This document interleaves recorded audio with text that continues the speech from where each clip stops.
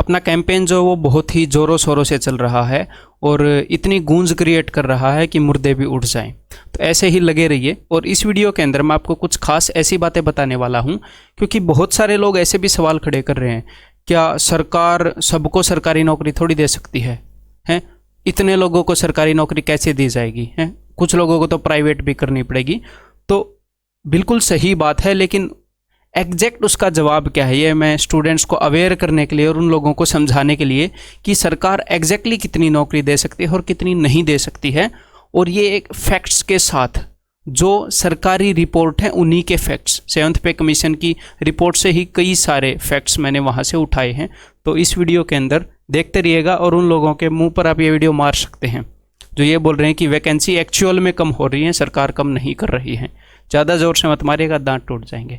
ठीक है, तो देखो इंडिया के अंदर जो स्टूडेंट टीचर रेशो है वो अप्रोक्स 30:1 है, यानी कि एक टीचर 30 स्टूडेंट्स के लिए एक टीचर है। तो जिन डेवलप्ड देश की राह पर चलकर चीज़ों को प्राइवेटाइज किया जा रहा है, उन देशों के अंदर, मतलब इंडिया की जो रैंक है स्टूडेंट टीचर रेशो में कि भैया एक टीचर के लिए 30 स्टूडेंट है, उन देशों में ये 12-12, 15-15 ऐसा है, यानी कि एक टीचर के लिए सिर्फ 15 स्टूडेंट्स हैं। ऐसा होने से क्या होगा, देखो अगर हम इसको 15:1 भी करते हैं तो हमें अपनी जो टीचर्स की वर्क फोर्स है उसे डबल करना पड़ेगा, डबल टीचर्स लाने पड़ेंगे। तो उससे क्या होगा, उससे रोजगार, बहुत सारे लोगों को रोजगार मिलेगा, जितने अभी टीचर्स हैं उतने ही और लोगों को रोजगार मिलेगा। और दूसरी बात, ये कहा जा रहा है कि भाई आत्मनिर्भर बने, आत्मनिर्भर बने। आत्मनिर्भर कब बन सकता है कोई भी पर्सन? वो तभी बन सकता है जब उसे अच्छा स्किल सेट हो उसके पास, जब उसको अच्छी एजुकेशन दी गई हो। तो एक तीर से दो शिकार किए जा सकते हैं। यहाँ पर टीचर्स की, बहुत सारे टीचर्स की भर्ती की रिक्वायरमेंट है जो टीचर एलिजिबिलिटी टेस्ट क्लियर करके बैठे रहते हैं, वैकेंसीज की वेट करते रहते हैं। एक तो उनको रोजगार मिलेगा, दूसरा अपने आगे आने वाली जो जनरेशन है वो आत्मनिर्भर बनेगी। एकदम रातों रात आप आत्मनिर्भर नहीं बना सकते कि भाई एजुकेशन सिस्टम के अंदर टीचर्स की कमी है और उनको आप आत्मनिर्भर बनने के लिए बोल रहे हैं। और दूसरा, 7th पे कमीशन की, मैं ये देखो, chairman of 7th pay commission A.K. Mathur right submitted the 900 page report to late finance minister Arun Jaitley. अभी तो स्वर्गीय हैं ये।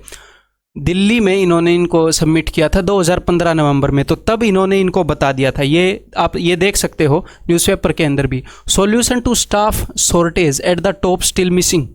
स्टाफ की शॉर्टेज है हमारी बहुत सारी मिनिस्ट्रीज़ के अंदर। वहीं से ये मैंने बिजनेस स्टैंडर्ड से एक क्लिप उठाई है, काफ़ी पुरानी है। तो तब से अपनी गवर्नमेंट को पता है, गवर्नमेंट को सब पता होता है कि भैया स्टाफ की शॉर्टेज है और हम बहुत सारे लोगों को रिक्रूट कर सकते हैं, उनकी ज़रूरत है। अगर आप स्टाफ रिक्रूट करते हैं तो उस मिनिस्ट्री का काम भी अच्छे से चलता है और उस विभाग का काम भी अच्छे से चलता है और हमें वो प्राइवेटाइज करने की ज़रूरत भी नहीं पड़ती, क्योंकि वो अच्छे से एफिशिएंटली काम होता है, लोगों के ऊपर वर्कलोड भी नहीं आता, तो रोज़गार भी मिलता है और प्राइवेटाइज करने की ज़रूरत भी नहीं पड़ती। फिर वो प्रॉफिट में जाएगी। अगर फालतू में लोगों की कमी है तो फिर वो प्रॉफिट में कैसे आएगी?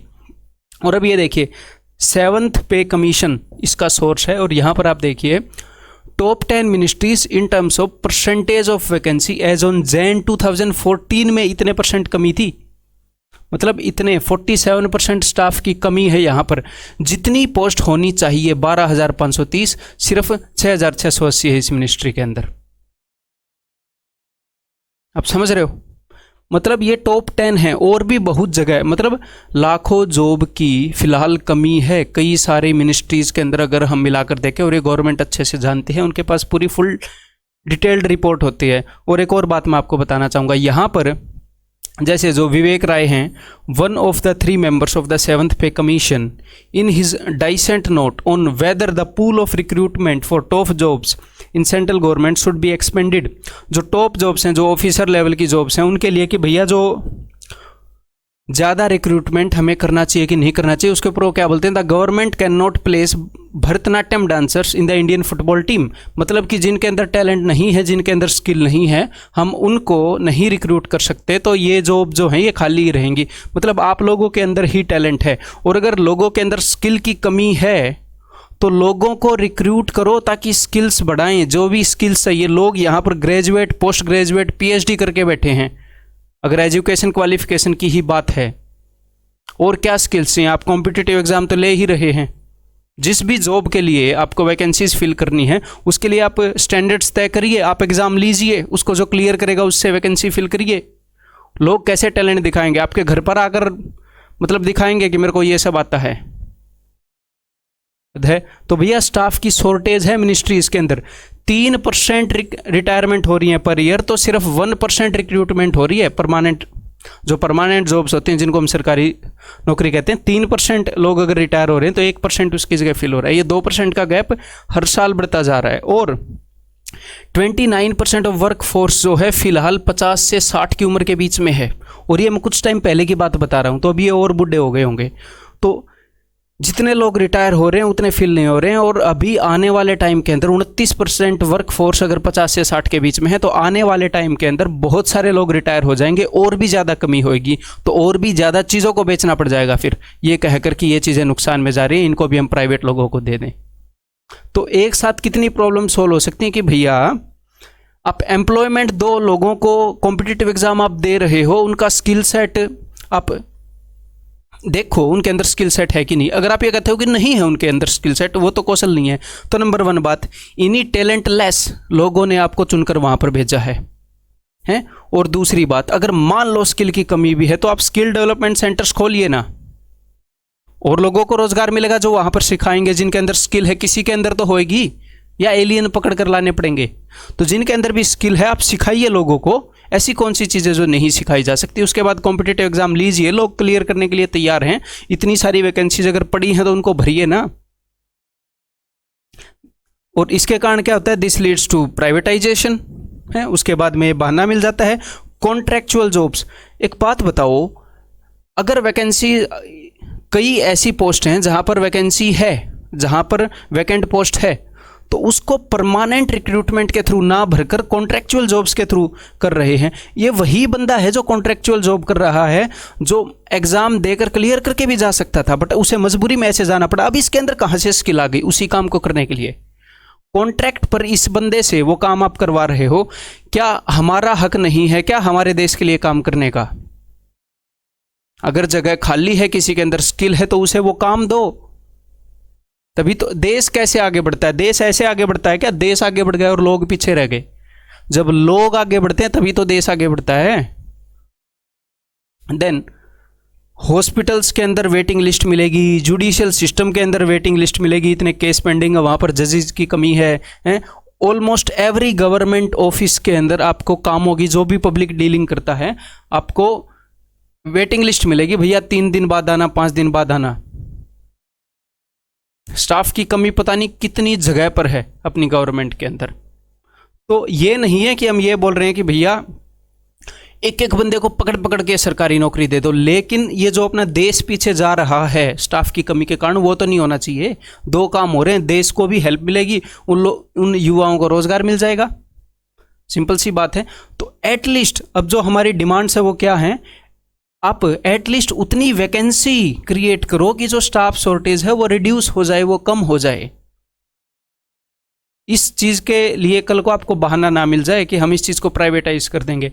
Then next, time bound process हो, नोटिफिकेशन से लेकर ज्वाइनिंग तक 1 साल के अंदर ये चीज क्लियर हो। और स्टूडेंट्स आज इन दोनों, सभी ध्यान दे लें, आज इन दोनों हैशटैग्स को आप ट्रेंड करा रहे हैं। इनमें कोई भी स्पेलिंग मिस्टेक नहीं करनी है, और सिर्फ ये हैशटैग नहीं लिखने हैं जब आप ट्वीट कर रहे हैं, इनके साथ कुछ और भी लिखिए। चाहे किसी टीचर का ही कॉपी करके पेस्ट कर दीजिए, किसी भी टीचर का कॉपी करके पेस्ट कर दीजिए। मैं भी बार बार हर 10-15 मिनट के अंदर आपको ट्वीट करता हुआ मिलूंगा इस आईडी के ऊपर। तो खाली ये हैशटैग आपने यूज नहीं करने, वो कॉपी पेस्ट करिए। इतनी जल्दबाजी मत करिए, इतने करोड़ों युवा हैं अपने देश के अंदर, हम ट्रेंड करते रहेंगे, ठीक है। वो खाली जब आप ट्वीट करते हो तो कई बार क्या होता है कि जो ट्विटर का एल्गोरिथम है वो ये मान लेगा कि स्पैमिंग कर रहा है ये बंदा, वो उस ट्वीट की अकाउंट को घटा देगा, उसको डिलीट कर देगा। तो इस बात को फैलाइए अपने दोस्तों के अंदर, ठीक है। और जो भी आपको ये बोले, मैंने आपको बातें बताई ना कि सबको थोड़ी मिल जाएगी, तो लेकिन बहुत सारे चांसेस है, बहुत सारे लाखों लोगों को मिल सकती है अभी नौकरी जो नहीं दी जा रही है। और वेटिंग लिस्ट जारी करने में क्या प्रॉब्लम है, जब आपने 3000 बंदे सिलेक्ट कर लिए, एक तो आप एग्जाम को इतना लेट कर देते हो कि एक बंदा 3-3 जगह पर अपना पैर फंसा के रखता है सरकारी नौकरी के लिए। वो तीनों जगह सेलेक्ट हो जाता है, लेकिन करेगा एक जगह। उस बंदे की गलती नहीं है, आप लेट ही इतना कर देते हो। क्लियर, उसको 6 महीने में करके रफा दफा करो, बंदा एक जगह फॉर्म फिल करेगा, नौकरी मिलेगी, निकल जाएगा। अगर आप वेटिंग लिस्ट रखोगे कुछ टाइम के लिए कि भैया 1 साल के लिए वेटिंग लिस्ट है, अगर 1 साल के दौरान ये जो हमने पोस्ट फिल करी है इनमें से कोई भी बंदा निकल जाएगा तो अगला बंदा उसको फिल कर लेगा, कोई नहीं ज्वाइन करेगा तो अगला बंदा उसको फिल कर लेगा। इसमें क्या प्रॉब्लम है? जब आपने 3000 वैकेंसी निकाल दी, वो भी 3000 नहीं है, उनमें से भी पता नहीं एटलीस्ट 500 बंदे तो कॉमन हो जाएंगे कई जगह पर, तो वो वैकेंसी जो दिख रही है वो उतनी भी नहीं है, उससे भी कम है। देन नेक्स्ट, फेयर प्रोसेस हो। मेंस पेपर जो मैक्सिमम जो पेपर जहाँ पर भी आप नॉर्मलाइजेशन करते हैं, यहाँ पर तो सीजीएल की बात होगी, अदरवाइज जो रेलवे के एग्जाम्स हो गए, जो भी एग्जाम्स है जिनकी जो भी स्टेज आप सिंगल सिटिंग में करवा सकें वो आप करवाएं, कम से कम शिफ्ट के अंदर करवाएं। नहीं तो फिर नॉर्मलाइजेशन के फॉर्मूले के कारण अभी क्या हुआ लोगों के साथ, इतनी ज़्यादा मेहनत करने के बाद भी उनको जॉब नहीं मिली। उनकी क्या गलती? पेपर आप लोग आसान दे दो। आप 2 बंदे हैं ग्रेजुएट हैं, एक से आप पूछ लो कि 2 + 3 क्या होता है बेटा, और दूसरे से एक ठीक ठाक सा क्वेश्चन पूछ लो, ठीक है। फिर इस 2 + 3 वाले को बोलो तेरा तो क्वेश्चन आसान था इसलिए जवाब दे दिया, क्वेश्चन 2 नंबर का है, मैं तेरे नंबर घटा के 1 नंबर कर रहा हूँ, नॉर्मलाइजेशन। इसकी क्या गलती जो इससे 2 + 3 पूछा आपने? क्या पता ये उससे भी ज़्यादा जानता हो, तो पेपर का लेवल ऊपर नीचे कर देंगे। देन फालतू के गलत क्वेश्चंस देते रहेंगे, फिर 100 रुपये ऐंठते रहेंगे, जॉब देनी नहीं है। तो भैया ये सारी चीज़ें हैं। एज रैकनिंग इशू है कि पहले हर साल अगस्त से एसएससी के अंदर मापी जाती थी एज, अब बढ़ा के कोरोना के कारण आपको एक एक्स्ट्रा चांस देना चाहिए जैसा यूपीएससी ने दिया है, बल्कि 1 साल के बजाय 1.5 साल के गैप पर वो एज कर दी, 1 जनवरी से मापनी स्टार्ट कर दी। तो कई ऐसे लोग हैं जिनको लास्ट चांस मिलना चाहिए था उनको भी नहीं मिला, जिनको वैलिड मिलना चाहिए था उनको भी नहीं मिला, एक्स्ट्रा तो आप क्या ही देंगे। तो भाई साहब ये सारी बातें हैं इस वीडियो के अंदर, ध्यान दीजिएगा, ठीक है। ये अपनी सारी डिमांड्स हैं, आप इसका क्या कर सकते हैं, स्क्रीनशॉट ले सकते हैं इस सारी का, ठीक है, ट्विटर पर पोस्ट कर सकते हैं। और खाली इनको पोस्ट ना करो, और आप ये चीज़ें बता सकते हो, कोई भी आपसे पूछे कि गवर्नमेंट कहाँ से लाई जॉब, ठीक है। तो दैट्स ऑल। मोदी रोजगार दो, मोदी जॉब दो, ये ट्रेंड कराते रहिएगा, आगे जो भी अपडेट होएगी मैं आपके पास लाता रहूँगा, ठीक है।